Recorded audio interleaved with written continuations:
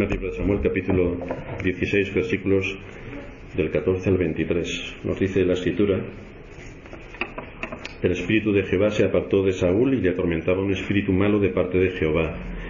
Y los criados de Saúl le dijeron: he aquí ahora un espíritu malo de parte de Dios te atormenta. Diga pues nuestro Señor a tus siervos que están delante de ti, que busquen a alguno que sepa tocar el arpa, para que cuando esté sobre ti el espíritu malo de parte de Dios, él toque con su mano y tengas alivio. Y Saúl respondió a sus criados: buscadme pues ahora alguno que toque bien y traédmelo. Entonces uno de los criados respondió diciendo: he aquí yo he visto a un hijo de Isaí de Belén que sabe tocar, y es valiente y vigoroso y hombre de guerra y prudente en sus palabras y hermoso, y Jehová está con él. Y Saúl envió mensajeros a Isaí diciendo: envíame a David tu hijo, el que está con las ovejas. Y tomó Isaí un asno cargado de pan, una vasija de vino y un cabrito, y lo envió a Saúl por medio de David su hijo. Y viniendo David a Saúl, estuvo delante de él, y él le amó mucho y le hizo su paje de armas. Y Saúl envió a decir a Isaí: yo te ruego que esté David conmigo, pues ha hallado gracia en mis ojos. Y cuando el espíritu malo de parte de Dios venía sobre Saúl, David tomaba el arpa y tocaba con su mano, y Saúl tenía alivio y estaba mejor, y el espíritu malo se apartaba de él. Cuando Samuel anunció que el reinado de Saúl no continuaría, dijo: Jehová se ha buscado un varón conforme a su corazón. Esas mismas palabras fueron usadas muchos siglos después por el apóstol Pablo, cuando les recordó a los judíos y a los varones piadosos: he hallado a David, varón conforme a mi corazón, que hará todo lo que yo quiero. Esta es la actitud constante que vamos a ir viendo en la vida de David, una actitud que fue fruto de lo que Dios había hecho en su corazón. En su conducta vamos a ver cómo destaca su obediencia a Dios, su disposición a sufrir penalidades como buen soldado de Jesucristo, y un espíritu de valor para afrontar las batallas que a lo largo de toda su vida se tendrían que dar. Si estas características, que son el denominador común de cada cristiano y que son las que tiene que aplicar, no están en nuestro carácter, no podremos cumplir con nuestras responsabilidades ni seremos de beneficio para el reino de Cristo al cual servimos. Porque aunque hemos sido llamados por Dios en su gracia para la salvación, la fe que nos ha sido dada no se queda sin fruto, sino que se evidencia. Dios nos llama y nosotros respondemos coherentemente con el mensaje que hemos recibido. David se distinguió de muchas maneras en su larga carrera hasta llegar a tomar posesión de la corona como rey de Israel. Y durante su reinado también encontraremos ejemplos de su vida que destacan y en los cuales iremos al detalle. Pero la característica que sobresale y distingue a David es su sometimiento a la palabra de Dios, quiero decir, su obediencia, y aun cuando pecó, su arrepentimiento fue sincero y evidente. Por lo tanto, vemos ahí un carácter digno de imitar. Destacan en David su valor, su firmeza, su amor por Dios, a quien se acogió y cuya comunión mantuvo durante toda su vida, exceptuando algunos episodios que también nos sirven para analizarnos a nosotros mismos y ver la gracia y la misericordia de Dios perdonando pecadores. Pero para ser útiles al reino de Cristo y de beneficio a nuestra generación, tenemos que conocer a David, tenemos que conocer a Dios como le conoció David, y tenemos que tener las convicciones claras de lo que significa servir a Dios como David lo tuvo. Esforzarnos en la oración, esforzarnos en la meditación de la palabra de Dios, esforzarnos en general en los medios de gracia que Dios pone a nuestra disposición, es lo que nos va a dar la fortaleza para no estar ociosos ni sin fruto en lo que se refiere a nuestro testimonio en medio de la generación donde Dios nos ha puesto. Esto es importante que lo tengamos en cuenta, porque podemos creer que somos cristianos y resulta que somos ociosos y sin fruto. Cuando en tu vida te pongas a analizarla y veas que no tienes fruto, debes pararte rápidamente y empezar a cuestionarte tus convicciones, tu fe y lo que dices ser. Recordar esta historia y ver el valor de David es muy sencillo. Claro, como David era un superhombre, como todos saben, pudo hacer las 1000 cosas que hizo. Mirar el ejemplo de David es algo mucho más complejo. Si yo tengo que coger sus circunstancias, sus situaciones y aplicarlas a mi vida, a mis circunstancias y a mis situaciones. Sobre todo porque solemos pasar por alto las implicaciones que para mi vida conlleva el hecho de que soy cristiano. Soy cristiano. Por lo tanto, hay una diferencia entre el mundo, que no es cristiano, y yo, que soy cristiano. Tiene que haber unas implicaciones de mi vocación y elección, lo cual requiere algo más de lo que haría cualquier persona de este mundo. Y eso lo tengo que recordar. ¿Quién soy? Y por lo tanto, ¿qué tengo que hacer? Y por otra parte, mi participación en medio del pueblo donde Dios me ha puesto para adorarle, a fin de que juntamente con mis hermanos podamos cumplir el propósito de servir al reino de Cristo en este mundo, que podamos transmitir el Evangelio de Cristo.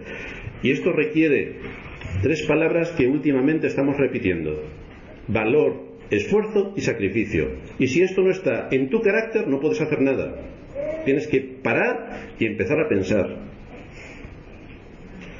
Si no estamos dispuestos para asumir esto, seremos como la luz que decimos ser, pero se pone debajo del almud, lo metemos debajo de la cama y no alumbra a nadie, o seremos como la sal que decimos ser, pero que no sabe a sal. Simplemente sirve exclusivamente para tirarla a la basura.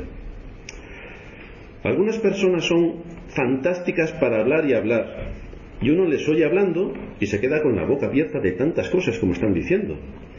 Pero una cosa es hablar y otra cosa es hacer. Una cosa es hablar y otra cosa es hacer. A la hora de actuar, resolver los asuntos graves en los que están envueltos, evidencian que son unos auténticos ineptos. Buenos para la teoría, pésimos para la acción. El asunto es que ese no es el tipo de persona que Dios quiere tener a su servicio. La Escritura no nos ha sido dada para que haga cada uno lo que quiera, sino que nos ha sido dada para que hagamos uso de la inteligencia que Dios nos ha dado y al ponerla a trabajar, actuemos con sabiduría, aplicando el conocimiento a las cosas concretas de nuestra vida. Dios quiere hombres y mujeres con inteligencia, y que ese conocimiento que van adquiriendo pueda ser llevado a la práctica en el ejercicio de sus responsabilidades, allí donde Dios nos ha puesto, en mi familia, en mi iglesia, en mi trabajo, en mi sociedad. Pero eso requiere un esfuerzo. Hay que tomar la iniciativa en muchas cosas. ¿Tú tomas la iniciativa o esperas que siempre tiren de ti? Vas a remolque de todo. Hay que tomar decisiones importantes para la buena marcha y consolidación del reino de Cristo desde la base de la Iglesia, en la Iglesia y para la Iglesia. ¿Y dónde estamos cada uno de nosotros? Es una pregunta que cada uno se tiene que hacer. Pero resulta que esto lo encontramos en David. Este es el ejemplo que vemos en David. No debe pasar desapercibido el testimonio que este joven tenía. Uno de los criados respondió cuando estaban buscando a alguien que supiese aplacar las depresiones del rey: he aquí yo he visto, ese era el testimonio que salía de David, y eso que estaba apartado cuidando las ovejas, ni su padre se acordaba de él, y resulta que el testimonio sí que funcionaba. He aquí yo he visto a un hijo de Isaí de Belén que sabe tocar y es valiente y vigoroso y hombre de guerra, prudente en sus palabras y hermoso, y Jehová está con él. Esto es algo que debería ser el testimonio de nuestros hijos. Pero no vamos a ponernos a todos en ese compromiso. Vamos a ser más directos. Ese es el ejemplo y el testimonio que nosotros deberíamos tener. Un testimonio como el que tenía David el adolescente. Ese es un testimonio que cada uno de nosotros debería tener. Y por lo tanto nos tenemos que preguntar, ¿ese es el ejemplo y el testimonio que los demás pueden tener de nosotros? Es decir, si yo le digo a algún hermano que escriba algo sobre mi testimonio, ¿va a decir esto que aquellos que ni siquiera conocían a David decían de él? ¿Pueden decir mis hermanos lo mismo que otros decían de David? O una pregunta bastante más directa: ¿sabemos hacer algo útil para el reino de Cristo? Algo útil, aparte de hablar. ¿Sabemos hacer algo útil para el reino de Cristo? Somos valientes hablando, pero ¿somos igual de valientes para poder enfrentarnos a las 1000 situaciones en las que el enemigo de las almas actúa contra nosotros? ¿Ahí somos valientes? ¿O somos valientes para decirle al otro lo que tiene que hacer y hablar mucho, pero nosotros no hacemos nada? ¿Somos prudentes en nuestras palabras, como era reconocido David? ¿Somos prudentes? ¿Hablamos hasta donde tenemos que hablar y nos callamos el resto? Porque hay muchas cosas que deberíamos callar. Deberíamos hacer más y hablar menos. ¿Somos prudentes en nuestras palabras? Y el final de la frase: ¿está Jehová con nosotros? ¿Y si está Jehová con nosotros? ¿Esto cómo se ve? Tenemos un poderoso enemigo que tiene un propósito bien definido en cuanto a poner en alto riesgo todo lo que tiene que ver con la palabra de Dios y su aplicación a nuestra vida. Satanás no actúa sin criterio, no actúa sin estrategia, es enormemente inteligente y planifica perfectamente sus ataques. Y nosotros parece que vamos al país de nunca jamás, a disfrutar en esta vida con todo lo que nos da. Y tenemos un enemigo poderoso que nos está rebanando continuamente los sesos. El asunto es que, conociendo las armas del enemigo, cómo trabaja arduamente y sin descanso en acabar con el pueblo de Dios y con el testimonio y con el Evangelio, ¿por qué razón no le presentamos batalla y actuamos con un espíritu esforzado y valiente para cumplir con aquello que se espera de nosotros, que somos cristianos? Porque el de enfrente no es cristiano, pero nosotros sí. Por lo tanto, si decimos que somos cristianos, no deberíamos actuar con un espíritu tal y como nos enseña la Escritura del cristiano. En los ejemplos que sobresalen en las Escrituras sobre aquellos que fueron consecuentes con la fe, encontramos como un común denominador la obediencia. En algunos casos podemos ver a estos hombres desde pequeños, donde también sobresale la obediencia.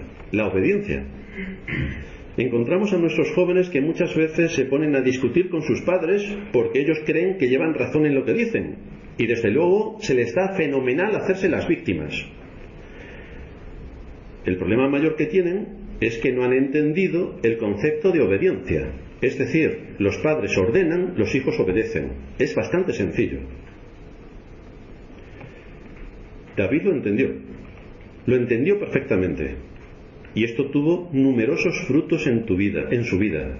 ¿Quieres que tu vida como joven o como niño vaya bien? Obedece a tus padres. ¿No obedeces a tus padres? No esperes que tu vida vaya bien.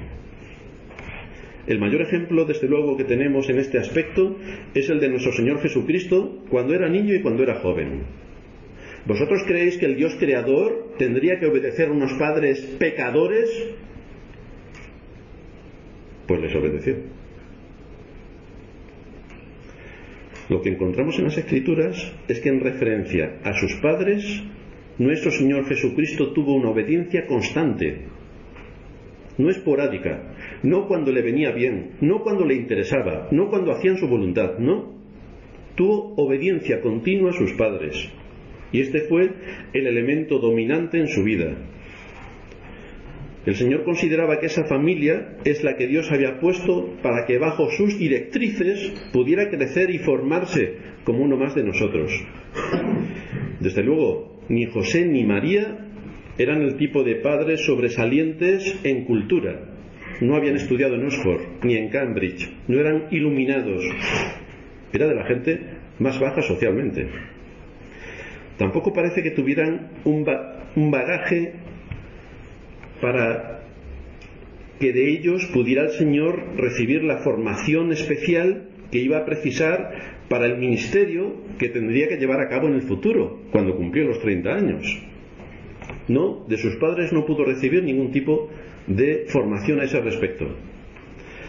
En su vida de niño y de joven sobresale el hecho de la sujeción a aquellos que Dios había escogido como sus padres. El asunto era ponerse bajo la subordinación de ellos. Obediencia. Y no había más que discutir. Obediencia. Sus padres eran pecadores. Los niños son muy astutos porque cuando ven a sus padres que han pecado, rápidamente le dicen que han pecado. No se acuerdan de los 1500 pecados de ellos, se acuerdan del medio pecado de sus padres. Pero en el asunto de la obediencia, los niños no le tienen que reclamar absolutamente nada a sus padres. Tienen que obedecer y callarse. Cristo era el Santo Hijo de Dios, sin pecado, un joven que sobresalía a los mismos doctores de la ley, con quien discutió a los 12 años y a quien sobrepasó enormemente. Pero a pesar de ser el Dios encarnado, se sometió en obediencia a sus sencillos padres y se sujetó a ellos. Obediencia. Este es el aspecto que también destaca en David. Se sometió al trabajo más humilde al que su padre le había enviado, en obediencia, a cuidar las ovejas. Esto nos enseña algunas cosas. La primera, que debemos poner en nuestros hijos algunas responsabilidades de acuerdo a su edad y a su capacidad, porque si no lo hacemos, convertimos a nuestros hijos en unos inútiles. Pero no inútiles para el reino de Cristo, no. Inútiles en la familia e inútiles en la sociedad. Ya del reino de Cristo ni hablar, porque esto ya es incomparable. Pero les haremos unos auténticos inútiles si no les damos responsabilidades de acuerdo a su edad y a su capacidad. Esta es la gran aportación que en el hogar se puede hacer para preparar a ese niño para ser un hombre o a esa niña para ser una mujer. Tenemos que hacer que asuman responsabilidades. El padre que piensa o la madre que piensa, yo lo voy a hacer todo a mi hijo porque pobrecito, lo hace con 2 años, lo hace con 4 años, lo hace con 10 años, lo hace con 20 años y el niño nunca ha hecho nada, porque claro, es un niño. Y los niños van cumpliendo edades, son más grandes que sus padres y los padres siguen atendiendo todo lo que los niños se les antoja como si tuvieran 2 años. Es evidente que con 2 años tenemos que ayudarles a muchas cosas. Es evidente que con 10 ya no. Y ni que decir con 20. Lo mismo ocurre en la Iglesia. Para que la Iglesia pueda andar por sí misma, porque es una familia, y esperamos que los hijos hagan esto en la familia, pues esperamos también que en el contexto de la Iglesia, que es una gran familia, la Iglesia pueda andar por sí misma y estar plenamente capacitada para asumir el mandato que Dios le ha dado, de ser columna y baluarte de la verdad. Tiene que ejercer todas las capacidades que el Dios de la Iglesia ha puesto en todos y en cada uno de sus miembros. Todos formamos parte de la Iglesia, por lo tanto, ¿cuáles son mis responsabilidades dentro de la Iglesia? Si somos responsables, actuaremos de una manera. Y si no somos responsables de lo que Dios nos ha dado, también seremos como estos hijos a los que hacemos mención, que seremos unos inútiles, aparte de ineptos. Unos niños que solo saben usar Internet y los videojuegos, pero que no sabrían cómo ganarse la vida y no son de provecho para su generación.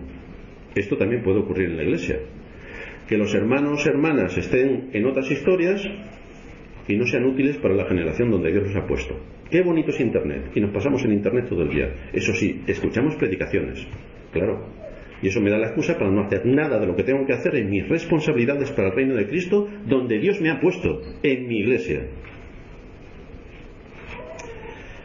Isaí, al igual que otros muchos padres, quería que su hijo tuviera responsabilidad, porque es desde esa posición por la que se puede adquirir una mente y un corazón de líder. No un cabecilla, como en los colegios donde algunos tienen madera y arrastran a otros para hacer lo que no deben. No. Nosotros tenemos que formar a nuestros hijos para que tengan un corazón de líder. Ser un hombre cristiano es asumir responsabilidades en el contexto donde Dios me ha puesto. Y tengo que formar la mente de mi hijo y tengo que formar el corazón de mi hijo para que sea líder. Y esto implica que tiene que proveer, tiene que proteger por amor y tiene que servir con humildad y valor allí donde Dios le haya puesto. No tiene que ser líder de la nación, tiene que ser líder de su hogar para empezar. Tiene que ser líder de su hogar. Pero podrá proteger a otros cuando aprenda a proteger su propia alma. Podrá guiar a otros cuando haya aprendido a guiarse a sí mismo al bien que su alma necesita. Podrá cuidar a otros en la medida en que conozca y pueda cuidar su alma. Pero si él no es capaz de guiarse a sí mismo, difícilmente va a poder guiarse a los demás. Si no es capaz de alimentarse de la palabra de Dios por sí mismo, difícilmente va a poder ser líder que alimente a los que están bajo su cuidado. Esta es la evidencia que sobresale en David.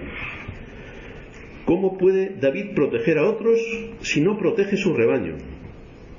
Pues ahí Dios le pone en su providencia para ejercitarle. ¿Cómo cuidará a otros si no puede cuidar su propia alma en medio de tantos peligros como siendo pastor le acechaban? En medio de sus dificultades, David fue progresando. La semana pasada decíamos, ¿cómo puede uno saber el don que tiene para ponerlo a trabajar en la iglesia? Vamos a preguntarle a David. David, ¿cómo sabes si tienes el don de pastor? ¿Cómo lo sabes, David? Nos va a responder rápidamente. Porque mi padre me puso de pastor y tuve que cuidar las ovejas. Y cuando venían los osos o los leones, la primera vez se comieron 3 ovejas. La segunda vez 2. La tercera ninguna. Y se acabó los osos y los leones. ¿Cómo supo David cuál era su don? Trabajando. ¿Cómo pudo adquirir un carácter valiente? Cantándole a las ovejas o defendiéndolas de los osos y los leones. Pudo adquirir un corazón y un carácter valiente trabajando con sus ovejas, amando a sus ovejas y actuando por amor a ellas ante los ataques que tuvieron de osos y leones. Por lo tanto, ¿cómo supo cuál era su don? Trabajando lo supo, trabajando. ¿Y qué fue ocurriendo ante cada uno de esos ataques? Que al ser expuesto a situaciones de peligro, de conflicto y de máxima tensión, David fue adquiriendo experiencia, fue dominando su corazón del miedo, fue adquiriendo valor y pudo enfrentarse a las fieras. Trabajando. ¿Cómo pudo David adquirir sabiduría? La adquirió al enfrentarse a las dificultades. ¿Cómo iba Dios a preparar a este hombre para asumir la alta magistratura del reino, sometiéndole desde una edad temprana y por medio de su providencia a situaciones de tensión, de presión, de soledad y de todo tipo de dificultades? Esto le hizo forjar su carácter. En algún momento vemos a David huyendo y abandonando a sus ovejas. Jamás, jamás. El corazón de David estaba en sintonía con Dios, estaba en sintonía con su palabra y estaba asumiendo sus responsabilidades. David tenía que dar cuenta a su padre terrenal de lo que había puesto en su mano, cuidar a sus ovejas, y tenía que dar cuenta a su padre celestial de su responsabilidad ante su padre terrenal y ante las ovejas. Y estas dos cosas David las tenía en mente. Por esta razón podemos ver que esta sabiduría y favor de Dios, con el testimonio que esto supone para los hombres, no progresa viviendo cada uno como le parezca oportuno, como vivían en Israel, que cada uno hacía lo que le daba la gana. Pues aquí llega David. No funciona esta sabiduría y el favor de Dios, no funciona haciendo lo que a mí me apetece. Tampoco funciona. No funciona siendo un inconsistente y un inconsciente de lo que conlleva mi llamamiento. Tampoco podemos recibir el favor de Dios si soy ajeno a lo que Dios demanda de mí. La sabiduría de Dios se va formando y avanza en medio de grandes dificultades, enormes dificultades. Y normalmente se inicia en el contexto familiar, porque es ahí desde donde puede crecer de forma natural el carácter de un hombre o una mujer para enfrentarse cuando salga de su casa al enemigo que tenemos fuera, en el mundo que nos rodea. Allí fue David enseñado a la obediencia, en su casa. La sabiduría no se limita al conocimiento ni a asimilar información. La sabiduría implica cómo aplicar el conocimiento a casos concretos de mi vida. Es decir, la Escritura me enseña los principios, luego yo tengo que coger estos principios y aplicarlos. Esto es la sabiduría, aplicar el conocimiento a cosas concretas de la vida. Esto es lo que vemos que hacen las empresas y el hombre, cómo se desarrolla en el mundo. Aplica conocimientos para la extracción de metales. Los metales los funde, los pone en diversas formas y luego esos metales los va encajando de manera que tenemos un coche, de manera que tenemos un frigorífico, de manera que tenemos un montón de instrumentos que se utilizan gracias al metal que ha sido extraído de las entrañas de la tierra. Hemos cogido el conocimiento y lo hemos aplicado para cosas concretas. Esto es la sabiduría. La sabiduría es lo que lleva al hombre a buscar la mejor meta usando los medios más idóneos. Y así vemos cómo David, en sus largas horas como pastor, cuando las ovejas están comiendo y él estaba de brazos cruzados, no se quedó, realmente como hemos dicho, no se quedó de brazos cruzados. Aprendió a usar técnicas para defenderse de los ataques de los animales y aprendió también a honrar a Dios mediante himnos. Es decir, David no se llevó la PlayStation a jugar mientras que las ovejas estaban comiendo, porque hoy tenemos PlayStation, pero entonces habría otras cosas. No, David supo aprovechar su tiempo. Por esta razón veremos más adelante que cuando David se enfrente a Goliat, no es que llega David allí que nunca ha visto un gigante, nunca ha visto una fiera, sale de casa de sus papás casi con los pañales y entonces el Señor le da el poder y ¡pum!, mata al gigante. No, Dios ya le había estado enseñando antes, por eso pudo enfrentarse al gigante. Dios ya le dio valor antes cuando se enfrentó a las fieras, por eso no le temió al gigante. Dios ya le dio la destreza a través de su providencia para usar con certeza la honda, por eso le dio al gigante entre los dos ojos.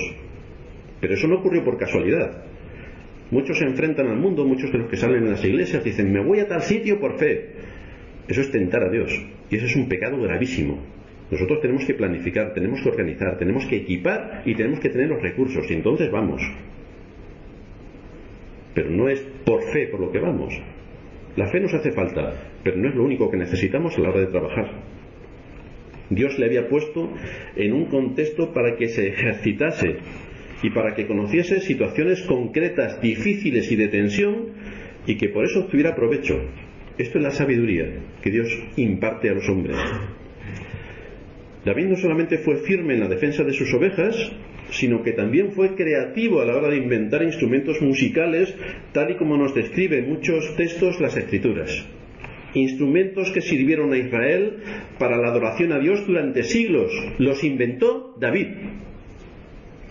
Tanto tiempo que pasó cuidando a sus ovejas, no hizo un uso indebido de ese tiempo, sino que supo aprovechar el tiempo. Y lo aprovechó adorando a Dios. ¿Cómo puedo adorar a Dios con más reverencia? ¿Cómo puedo ensalzar su nombre? Observando el firmamento, observando mis ovejas, observando la naturaleza. ¿Cómo puedo alabar a Dios? El tiempo que tenía libre en el cuidado de sus ovejas, lo supo aprovechar con algo que era de utilidad. Yo me pregunto si los jóvenes y los no tan jóvenes, cuando tienen tiempo de ocio, usan ese tiempo para ser de utilidad y beneficio a los suyos. ¿O no tenemos tiempo? Pobres de nosotros. ¿O somos tan egoístas que solo buscamos cómo alimentar únicamente nuestros deseos y pasiones? Porque para eso sí que tenemos tiempo. Ahora, para ser de provecho a otros, todo esto ocurre primero por inmadurez y después por falta de sabiduría. ¿Alguno tiene falta de sabiduría? Dice Santiago, pídala a Dios, el cual da abundantemente y sin reproche. Ahora, que sepa lo que está pidiendo, porque eso requiere trabajo, requiere esfuerzo, requiere sacrificio.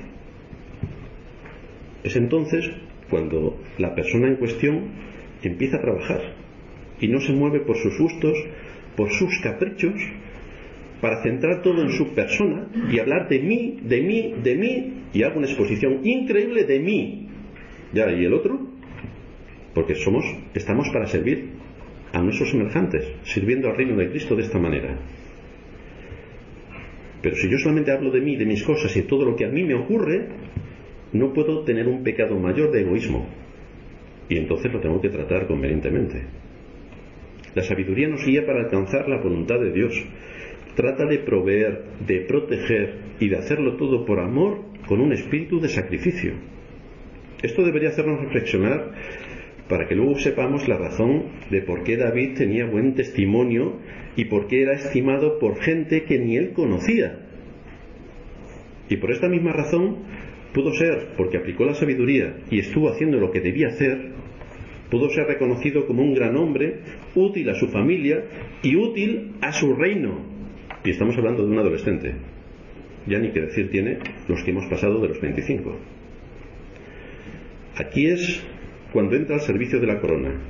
Aquí es cuando vemos que un espíritu malo de parte de Jehová atormenta a Saúl.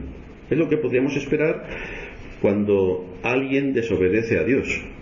¿Por qué me pasarán ciertas cosas? ¿Por qué, Saúl, te pasa lo que te pasa? Saúl se ha olvidado de Dios. Dios se ha olvidado de él.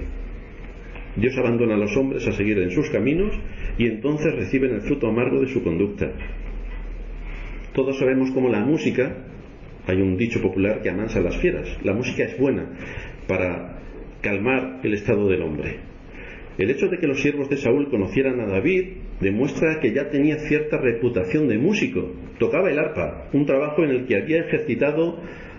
se había ejercitado a fondo desde su oficio como pastor. Tocar el arpa no es nada fácil. Cuentan los antiguos que en aquellos tiempos el arpa se tocaba como si fuera un violín, pero David no lo tocaba así, lo tocaba con sus dedos, con lo cual muestra una agilidad importante a la hora de ponerse a alabar a su Dios tocando este tipo de instrumentos. Un trabajo en el que se había ejercitado desde su oficio de pastor. Por lo tanto, vemos cómo él utilizó perfectamente el tiempo para honrar a Dios en medio de su oficio.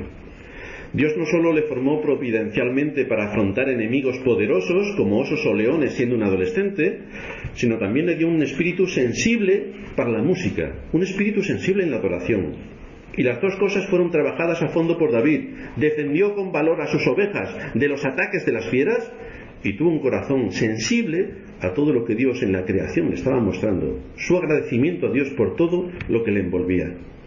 Es digno de notarse que Dios reparte dones a los hombres, pero no sabemos al instante hacer uso de ellos. Todos nosotros tenemos dones, todos. Dios nos da las capacidades, pero nosotros tenemos que ponernos a trabajar para dominar las técnicas. Todos tenemos que trabajar para saber cuál es la capacidad que Dios me ha dado y cómo me encuentro más resuelto haciendo lo que tenga que hacer.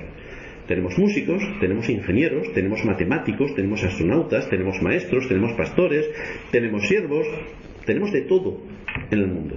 Y todo hace falta para que la sociedad funcione, para que la sociedad progrese. Ahora bien, sin la obediencia y sin trabajar no podemos ser útiles. Imposible. Cada vez que Saúl era atormentado, la música de David le aliviaba.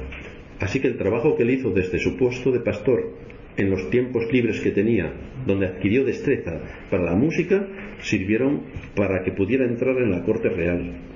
En 2 de Samuel 23 se le llama a David el dulce cantor de Israel. El dulce cantor de Israel. Pero David era un hombre de guerra. Era un hombre que tenía una mente muy hecha para las estrategias, y era un hombre que era un soldado fiel y valiente. Es interesante que un manuscrito de los Salmos encontrado en la cueva 11 de Qumran hace referencia a que David escribió más de 3.600 salmos y 450 himnos. ¿En qué estuvo ocupado David? A los jóvenes les pregunto, ¿en qué están ocupados los jóvenes? He pasado al nivel 28, ¡qué bien! ¿En qué estaba ocupado David? También era joven. Los mayores, ¿en qué estamos ocupados? En nuestro tiempo de ocio. ¿Estamos ocupados en servir al reino de Cristo y en atender las necesidades de su reino? ¿O tenemos otras muchas cosas que hacer que no me queda tiempo para el reino de Cristo? Claro que luego cuando me presente delante de Cristo le diré, mira, es que no pude hacer nada porque es que no tenía tiempo. Y el Señor nos dirá, pobrecito, de verdad que te compadezco porque no tuviste tiempo en toda tu vida de hacer nada útil para mi reino. Dice Martín Lutero, la música es un dulce y hermoso don de Dios. Muchas veces ha producido en mí una profunda emoción y me ha movido y motivado a predicar con alegría. En muchas ocasiones en nuestra vida, cantar himnos a Dios alivia las cargas y las tristezas. Pero para eso tenemos que memorizar los himnos. No nos vienen por inspiración. Tenemos que memorizar los himnos y entonces veréis cómo en medio de situaciones de tensión cantamos y el Señor nos alivia. Esto es lo que hicieron Pablo y Silas. Cantaban himnos a Dios y los presos los oían. En medio de la aflicción, Dios consuela a su pueblo al elevar estos himnos de gratitud a su nombre. David fue por tanto útil para su generación. No fue una carga para su familia. No fue un fastidio para su familia, que cuando le veían llegar decían: problema a la vista, ya tenemos problema hoy. ¿Por qué ha venido David? No le hizo la vida imposible a otros. Fue responsable, fue valiente y fue sacrificado. Fue una persona con sabiduría desde joven, porque se tomó en serio quién era y qué es lo que tenía que hacer para proveer en todas las necesidades allí donde Dios le había puesto. Quiso ser útil y fue útil. ¿Cómo se adquiere principalmente la sabiduría? La sabiduría se adquiere especialmente escuchando a Dios por medio de su palabra. Dice el libro de Proverbios en el capítulo 1, versículo 20. La sabiduría clama en las calles, alza su voz en las plazas, clama en los principales lugares de reunión, en las entradas de las puertas de la ciudad, dice sus razones. ¿Hasta cuándo, oh simples, amaréis la simpleza? Y los burladores desearán el burlar, y los insensatos aborrecerán la ciencia. ¿Hasta cuándo? Volveos a mi reprensión. He aquí yo derramaré mi espíritu sobre vosotros, y os haré saber mis palabras. El asunto es que cuando alguien se cree sabio en su propia opinión y solo habla de él y de sus cosas y de lo que me ha pasado y de mi y empieza a hablar exclusivamente de esto, no solamente estamos ante un caso de necedad colosal, es que no le interesa la sabiduría, ni por supuesto podemos ver en su vida una obediencia sincera a Dios, porque el cristiano se ocupa de otras cosas, no de hablar de sí mismo. El que David estuviera sujeto a su padre le llevó a escuchar. El que los creyentes estemos sujetos a nuestro Padre Celestial nos debe llevar a escuchar. Es la manera que Dios usa para preparar nuestra alma y que pueda adquirir sabiduría. Pero tengo que escuchar con un espíritu enseñable, que tiemble a su palabra. Es lo que Dios me dice, es exactamente lo que voy a hacer. ¿Cómo pudo David complacer a su padre? ¿Cómo pudo David complacer al rey? ¿Cómo pudo David complacer a Dios? Renunciando a su propia voluntad. Renunciando a su propia voluntad. ¿Cómo puedes tú complacer a Dios? Renunciando a tus propios caminos para coger los caminos de Dios. Renunciando a tu voluntad para hacer la voluntad de Dios. Y renunciar a tu voluntad no es cuando a ti te venga bien, no es tampoco cuando te apetezca, no es tampoco cuando notes cómo te arde por dentro el estómago, tampoco. Es cuando se demande de ti en el cumplimiento del deber de aquellos que han conocido la verdad, porque todos nosotros tenemos un deber. Isaí tuvo que sacrificar el tiempo y el cuidado de su hijo con el rebaño para atender la petición del rey. De manera que podemos ver que al cumplir responsabilidades y forjar un carácter, uno tiene que sacrificarse y dejar lo suyo propio en segundo lugar para atender aquello que corresponde a su deber para con otros. Esto es importante que lo tengamos en cuenta.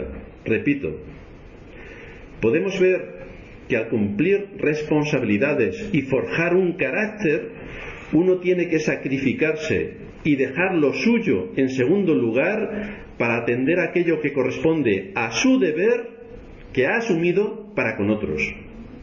No es que tengo que hacer cosas para otros, no, sino que mi deber para con otros, lo que yo he asumido para con otros, tiene prioridad sobre lo que a mí me apetece hacer. Si esto no lo tenemos en cuenta, no seremos útiles al reino de Cristo, no seremos ejemplo para otros en el reino de Cristo y seremos unos inútiles en lo que corresponde a nuestras responsabilidades. Porque es de esta manera, haciendo las cosas que tenemos por delante y que son nuestro deber, dejándolo nuestro propio en un segundo lugar, es de esta manera que contribuimos al bien común, porque estamos cumpliendo con nuestro deber y por lo tanto contribuimos al bien común. Así agradó David a su padre, Así agradó David al rey. La pregunta que nos queda es, ¿así agradas tú también a Dios? ¿Así lo agradas tú también? ¿Renunciando a tus asuntos personales para asumir tus deberes? ¿O no? ¿O no quieres deberes? Porque lo primero son tus asuntos personales. No estamos diciendo que haya que irse a la China profunda para predicar. No estamos diciendo esto. Estamos diciendo que aquellos deberes que hemos adquirido como compromiso delante de Dios y delante de la Iglesia tienen prioridad sobre mis asuntos personales. Ahora, si no quiero tener deber, también lo tengo que decir. Hermanos, soy un cero a la izquierda, no voy a hacer absolutamente nada y voy a ser una carga y, si puedo, un fastidio para todos vosotros. Lo tenemos también que saber, porque necesitamos conocer con cuántos soldados contamos para la batalla. No es igual que vayamos 2 soldados a la batalla y nos rebanen rápidamente que vayamos 2000. Podemos presentar batalla, pero necesitamos saber cuántos estamos en la batalla. David rindió obediencia constante a su padre, y por esta razón pudo rendir obediencia constante a su rey, y por esta razón pudo rendir obediencia constante a Dios. Por esta razón.